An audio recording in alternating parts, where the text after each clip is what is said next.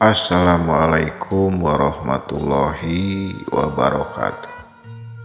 Ngebahas perkawis jahat jeung bager eta masih perilaku setan. Ieu kudu ati-ati sim kuring ngadugikeunana sabab ieu kacidapakana dina hal perilaku, dina hal kahirupan sapopoe di masyarakat urang. Dianggapna anu perilaku setan teh anu jahat tapi sebenarnya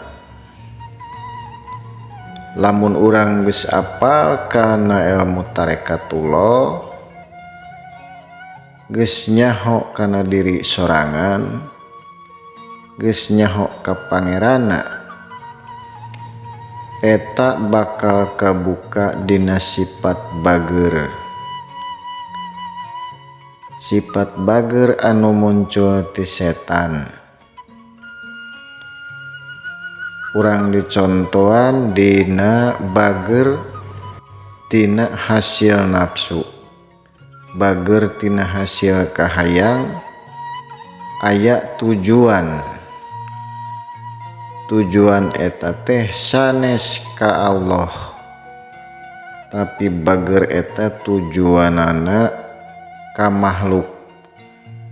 Sangkan batur bager ka urang, sangkan babari rejeki, sangkan loba nu nyebut bager ka urang bari api-api teu ngaku teu rumasa bager, tapi angger Allah mah moal tiasa dibobodo. Sabab Allah mah kacida apikna sanajan kasombongan sagede siki jaroh oge eta bakal dipertanggungjawabkeun, bakal kanyahoan. Numawi agama mah apik, sok sanajan bager teh katingalina bener, tapi ku Allah mah eta kadeteksi. Sabab dina proses ilmu ma'rifatullah mah eta bager eta teh bisa datang ti setan. Bager anu diaku ku diri sorangan hasil kahayang sorangan, eta teh sabenerna mah nafsu. Sangkan menang pahala, sangkan pupujieun dina hate leutikna ku kumaha oge. Sabab dina proses ma'rifatullah mah eta bakal dibersihkeun, disebutna tazkiyatun nafs. Ta eta teh dibersihkeun keakuan diri tina perilaku bager meunang diri sorangan. Bakal muncul lamun dibersihan atawa dina proses taholi, eta bakal dibersihan unsur-unsur anu sanes ti Allah sumpingna. Unsur-unsur anu datangna ti setan eta bakal dileungitkeun, dipiceun ibarat cai kopi dieusian ku cai herang. Tah cai kopi eta teh lamun terus dieusian cai herang, akhirna kopi eta kaluar anu hideungna, digentos jadi cai anu herang.